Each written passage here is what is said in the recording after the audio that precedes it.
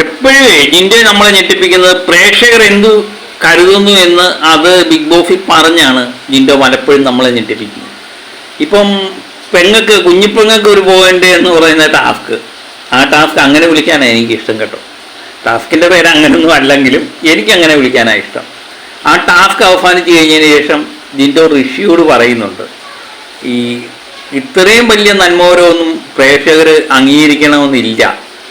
Task തുടങ്ങുമ്പം അവിടെ പെണ്ണുകളെ, ചേട്ടനെ, ആങ്ങളമാരെ ഇതൊന്നും വ്യത്യാസമില്ലാതെ കളിക്കണം.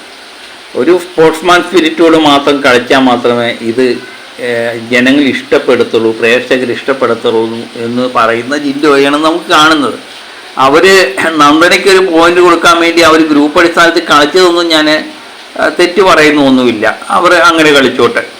എനിക്കും അവർക്കൊരു പോയിന്റ് കിട്ടുന്നതിൽ താല്പര്യക്കുറവൊന്നുമില്ല. അവർക്ക് കിട്ടണം, കാര്യം എല്ലാവർക്കും പോയിന്റ് ഉള്ളപ്പോൾ അവർക്കൊരു പോയിന്റ് കിട്ടുന്നതിൽ താല്പര്യക്കുറവൊന്നുമില്ല.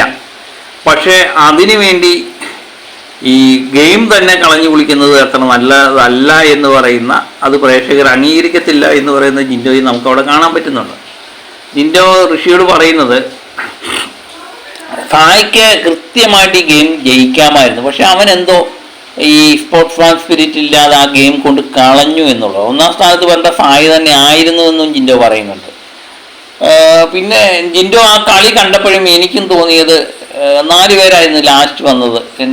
നമ്മളെ നന്ദനയ്ക്ക് ഒരു പോയിന്റ് കൊടുക്കാൻ വേണ്ടി ഫിജോയും ഫായിയും ജിൻഡോയും പിന്നെ നന്ദനയുമാണ് വന്നത്. അപ്പം അവർക്ക് നന്ദനയ്ക്കൊരു പോയിന്റ് കൊടുക്കണം എന്ന് ആഗ്രഹം ഉള്ളത് കൊണ്ടാണ് ഈ ഫിജോയും ഫായിയൊക്കെ, കുഞ്ഞിപ്പെങ്ങളല്ലേ, കുഞ്ഞിപ്പെങ്ങൾക്കൊരു പോയിന്റ്, അത് ഗ്രൂപ്പ് അടിസ്ഥാനത്തിൽ കളിക്കുന്ന ഇവർ 4 പേരും കൂടെ അറ്റാക്ക് ചെയ്താലേ ജിൻഡോയ്ക്ക് എന്ത് ചെയ്യാൻ പറ്റും. ജിൻഡോ എനിക്ക് തോന്നുന്നു ഈ ഗ്രൂപ്പ് അടിസ്ഥാനത്തിലുള്ള മനംതൊന്ത് അത് ആ ഗെയിം ഉപേക്ഷിച്ച് പോയതായിട്ടാണ് എനിക്ക് തോന്നുന്നത്. ലാസ്റ്റ് നിമിഷമൊന്നും ജിൻഡോ അതിനെ പ്രതിരോധിക്കാനൊന്നും ശ്രമിച്ചതേ ഇല്ല. നമ്മുടെ ഫായി വന്ന് എടുത്ത് കളഞ്ഞപ്പോൾ ഒന്നും മിണ്ടിയില്ല, അതങ്ങ് എടുത്ത് കളഞ്ഞോട്ടെ എന്നുള്ള രീതിയിൽ തന്നെയാണ് നിന്നത്.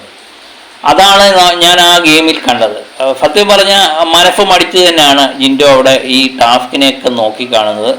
അപ്പോൾ ലാലേട്ടൻ വരുമ്പോൾ ഇത് ചോദിക്കുമോ ഇല്ലയോ എന്നൊന്നും അറിയില്ല. ലാലേട്ടൻ വരുമ്പം കൃത്യമായിട്ട് ജിൻഡോ അതിന് മറുപടി പറയുമെന്ന് എനിക്ക് തോന്നുന്നു. കാര്യം ഈ ഗ്രൂപ്പ് അടിസ്ഥാനത്തിൽ ടാസ്ക് കളിച്ചത് ഇത് മോശപ്പെട്ട പ്രവണതയാണ്. ഈ ഫായിയും ഫിജോയും ഒക്കെ എന്താണ് പുറത്ത് നന്മപുരം കളിച്ചു കഴിഞ്ഞാൽ പുറത്ത് തങ്ങൾക്ക് സപ്പോർട്ട് കൂടുമെന്ന് കരുതിയാണോ അതോ ജെന്യുവനായിട്ടുള്ള സ്നേഹമാണോ എന്നൊന്നും നമുക്കറിയില്ല. ഏതായാലും ഇത് കൃത്യമായിട്ട് ജനങ്ങൾ ഇങ്ങനെ ചിന്തിക്കുമെന്ന് തന്നെ ജിൻഡോ ഋഷിയോട് പറയുന്നുണ്ട്.